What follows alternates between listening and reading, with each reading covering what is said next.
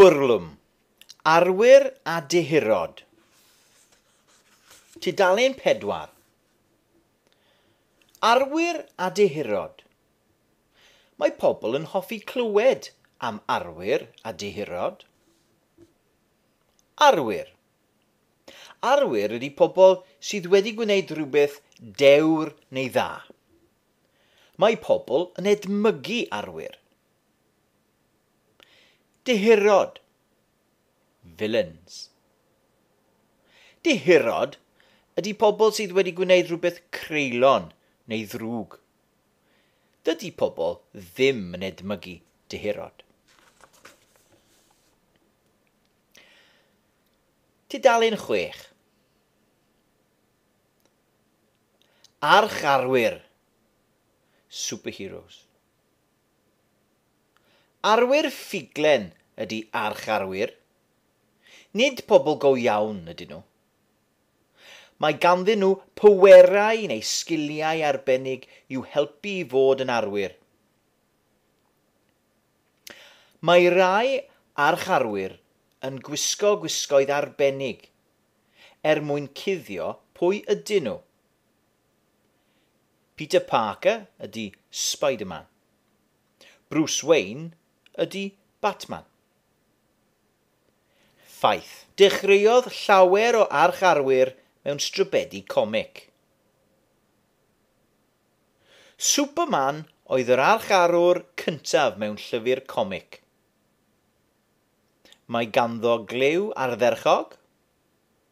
Mae ganddo olwg ardderchog. Mae'n gryf iawn iawn. Mae'n atal bwledi. Mae'n gallu rewi pethau gyda'i anadl. Mae'n gallu hedfan. Tudalen 8. Arwyr mewn llyfrau. Fel arfer, yr arwr ydy prif gymeriad mewn llyfr. Harry Potter. Dewin yn ei arddegau ydy Harry. Mae'n wynebu llawer o beryglon, ond mae ganddo ei ffrindiau a'i hyd i'w helpu. Ffaith DVD. DVD Harry Potter and the Goblet of Fire yw'r DVD sydd wedi gwerthu fwyaf cyflym erioed. Alex Rider. Sbiwr, y sbai. Yn ei arddegau ydy Alex. Mae'n cael ei orfodi i weithio i MI6. Mae ganddo offer cool equipment, i'w helpu i guro ei elynion. Mae Alex yn llwyddo i ddianc ar y beic 4 olwyn yma. Ffaith. Mae Alex Rider yn cefnogi tîm pêl-droed Chelsea. Tudalen 10. Arwyr ffilm a theledu. Mewn ffilmiau ac ar y teledu, mae'r arwr fel arfer yn ddyn da. James Bond. Asiant cudd, secret agent, ydy James Bond. Mae'n wynebu llawer o beryglon yn y ffilmiau Bond. Mae'n defnyddio offer arbennig i'w helpu.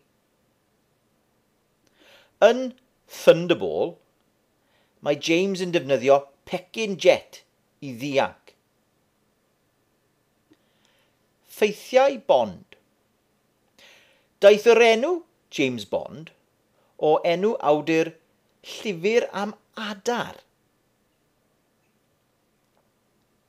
Doctor Who. Arglwydd amser ydy Doctor Who. Mae'n teithio trwy'r amser a gofod mewn peiriant o'r enw TARDIS. Mae'r gair TARDIS yn sefyll am Time and Relative Dimensions in Space. Gelynion enwocaf Doctor Who ydy'r Daleks a'r Cybermen. Ffaith. Doctor Who ydy'r raglen dyledu ffuglen wyddonol, science fiction, sydd wedi para hiraf yn y byd. Dechreuodd y 1963. Tudalen 12. Arwyr go iawn. Real heroes. Mae arwyr yn y byd go iawn yn aml yn gwneud pethau dewr iawn. Ernest Shackleton. Capten llong oedd Ernest Shackleton. Ym 1916, roedd ei long yn teithio yn yr Antarctic.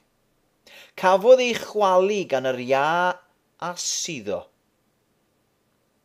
Teithiodd Shackleton a 5 o'i ddynion 800 milltir mewn bad achub i gael help. Yn y pen draw, cafodd y criw cyfan ei achub. Mae rai pobl yn credu bod Oscar Schindler yn ddihiryn i ddechrau, ac yna daeth yn arwr. Roedd yn Nazi, ac roedd ganddo ffatri. Gwnaeth lawer o arian yn ystod yr ail ryfel byd.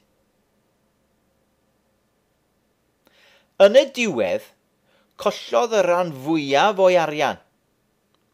Gwariodd ei arian mwyn achub yr Iddewon, Jews, oedd yn gweithio yn ei ffatri. Flynyddoedd wedyn, fe wnaeth e gyfarfod rai o'r bobl roedd e wedi ei achub. Ffaith am Schindler.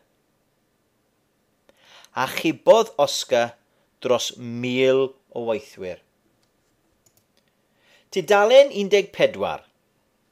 Harriet Tubman. Roedd Harriet Tubman yn byw yn ystod y 4edd ganrif ar 15. Roedd hi'n geithferch, slave, yn yr Unol Daleithiau. Pan oedd Harriet yn ei 20au, redodd i ffwrdd oddi wrth ei pherchenogion. Helpodd Harriet gannoedd o geithweision eraill i ddianc. Mae hi ar y chwith yn y llun, gyda rai o'r bobl a helpodd. Ffaith. Rhwng 1650 a 1910, cafodd dros 10 miliwn o Affricanwyr eu cipio a'i gwerthu fel ceithweision. Ar ddechrau'r 20fed ganrif, yn y Deyrnas Unedig, dim ond dynion oedd yn cael pleidleisio mewn etholiadau. Nid oedd menywod yn cael pleidleisio. Vote. Emmeline Pankhurst. Protestiodd Emmeline Pankhurst yn erbyn y gyfraith hon. Cafodd ei roi yn y carchar ac aeth ar streic newyn. Ym 1928, cafodd y gyfraith ei newid. O'r diwedd, roedd menywod yn cael pleidleisio.